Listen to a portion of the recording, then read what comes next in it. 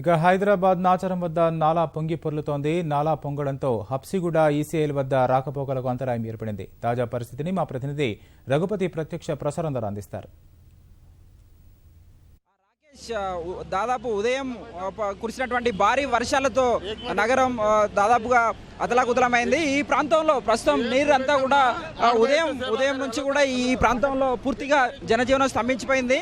మళ్ళా దాదాపుగా Nacharam police station సమీపంలో ఉన్నటువంటి నాలా పొర్లిపోతుందో ఇటు హబ్సిగూడ నుంచి ఈసీఐఎల్ వైపు వెళ్ళేటువంటి రహదారి దాదాపుగా మూసుకుపోయింది. కేవలం ఒక్కొక్క వాహనాన్ని స్థానికుల సాయంతో అటువైపుగా మళ్లించేటువంటి ప్రయత్నం చేస్తూ ఉన్నారు. ఇప్పటికీ దాదాపుగా ఉదయం 7 గంటల నుంచి ఇదే పరిస్థితి కొనసాగుతూ ఉంది. 12 గంటలు కావస్తున్నా కూడా ఇక్కడ పరిస్థితిని చక్కదిద్దేటువంటి ప్రయత్నంలో అధికార యంత్రాంగం అంతా కూడా శ్రమిస్తున్నప్పటికీ కూడా వీలు కావడం లేదు. పైన ఉన్నటువంటి ఎర్రగుంట చెరువు కానీ అదేవిధంగా మల్కాజ్గిరి నుంచి వస్తున్నటువంటి భారీ వరద ప్రవాహంతో హబ్సిగూడ నాచారం అదేవిధంగా ఈసీఐఎల్ వెళ్ళేటువంటి మార్గంలో వాహనదారులకు తీవ్ర ఇక్కట్లు ఎదురవుతూ ఉన్నాయి. దాదాపుగా ట్రాఫిక్ అంతా కూడా 1-2 గంటల పాటు ట్రాఫిక్లోనే వేచి చూడాల్సి వస్తుంది. ఉదయం అయితే దాదాపుగా 4 గంటల పాటు ట్రాఫిక్లో చిక్కున్నటువంటి పరిస్థితి ఇక్కడ కొనసాగుతూ ఉంది. అయితే కేవలం ఇవాళ 20 మిల్లీమీటర్ల వర్షపాతానికే మన నాలా వ్యవస్థలు ఉన్నాయని ప్రభుత్వం చెప్తున్నప్పటికీ కూడా ఇవాళ 60 మిల్లీమీటర్ల వరకు వర్షపాతం నమోదు కావడంతోనే ఈ పరిస్థితి తలెత్తుతుందని అధికార వర్గాలు చెప్తూ ఉన్నాయి. అయితే ఇక్కడ నాచారం పోలీస్ స్టేషన్ సమీపంలో ఉన్నటువంటి నాలా మాత్రం చిన్న వర్షానికే ప్రతిసారి ఇదే పరిస్థితి దాదాపుగా కొనసాగుతూ ఉంది. స్థానికులు పలుమార్లు ఆందోళన కార్యక్రమాలు కూడా చేపట్టడం జరిగింది.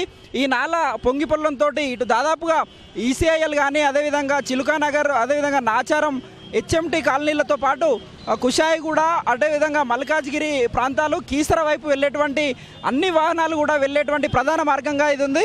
దీంతో వాహనాలు కిలోమీటర్ల మేర ఎప్పుడు చిన్న వర్షానికే ఇక్కడ ఉండేటువంటి పరిస్థితి కనిపిస్తూ ఉంది.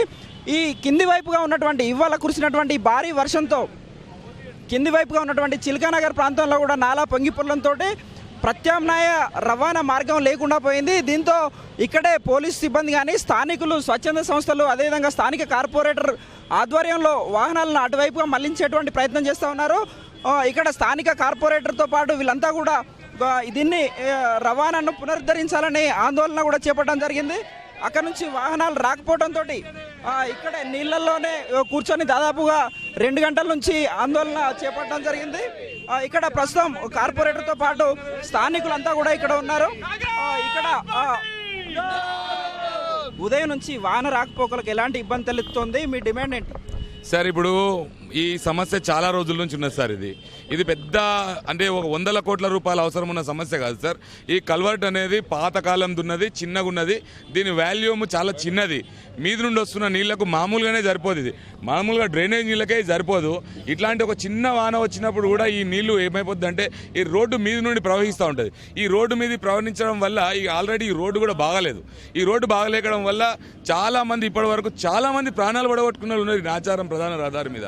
ఎందుకంటే నీళ్లు పోతున్నప్పుడు తెలిసి తెలియక ఏదో గుంతలలో పడి ప్రాణాలు పొడగొట్టుకున్న వాళ్ళు చాలా మంది ఉన్నారు. నేను ఒకటే చెప్తా ఉన్నాను, ఇది ఒక చిన్న సమస్య. ప్రభుత్వం ఎన్నో 100 కోట్ల రూపాయలు 1000 కోట్ల రూపాయలు ఎవరెవరికో ఏదో ఖర్చు పెడుతుంది. కానీ ఇది ప్రజా ఆరోగ్యానికి సంబంధించిన విషయం. ఎందుకంటే ఈ డ్రైనేజ్ నీళ్లు ఇవాళ మా ఇందిరానగర్లో గరీబోళ్ళ ఇళ్లల్లో అందరి ఇళ్లల్లో నీళ్లు నిండి ఉన్నాయి. ఇలా స్థానిక కార్పొరేటర్ కూడా మనతో పాటు ఉన్నారు. అంటే కార్పొరేటర్గా మీరు జిహెచ్ఎంసీ దృష్టికి ఈ సమస్యను తీసుకెళ్ళామండి. పొద్దున 7:30 నుంచి పడ్డ భారీ వర్షానికి మా నాచారం ప్రజలు తీవ్ర ఇబ్బందులు ఎదుర్కొంటున్నారు. మేము కమిషనర్ గారికి, జోనల్ కమిషనర్ గారు అందరికీ ఫోన్లు చేయడం, ఇక్కడ ఉన్న పరిస్థితి కూడా మేము వీడియోలు పంపించడం జరిగింది. మేము 7:30 నుంచి ఇక్కడ ఉన్నాము. 3 o'clock నుంచి వెళ్ళి మేము ధర్నా స్టార్ట్ చేసినాం. కనీసం 4 hours అవుతుంది మేము ధర్నా స్టార్ట్ చేసి. అయితే ఏ అధికారి ఇక్కడికి విజిట్ చేయలేదు. కానీ ఆర్ఎంబి ఫోన్ చేసి హెచ్ఎండిఏ వాళ్ళకు ఇది హ్యాండ్ ఓవర్ చేశాం మేడం, మీరు ఒక లెటర్ రాయండి, వారం 10 రోజులలో ఇది చేస్తామని చెప్తున్నారు. ఇది కల్వర్ట్ ఎత్తు పెంచితే కానీ మా ఇబ్బందులు తీరవు.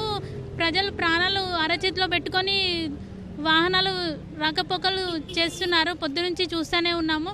గౌరవ ముఖ్యమంత్రి గారికి మేము కోరేది ఏమనగా 13 కోట్లు under ground drainage pipe line ఎప్పుడు ప్రారంభిస్తారో మేము మాకు చెప్పాలి, మాకు హామీ ఇవ్వాలి.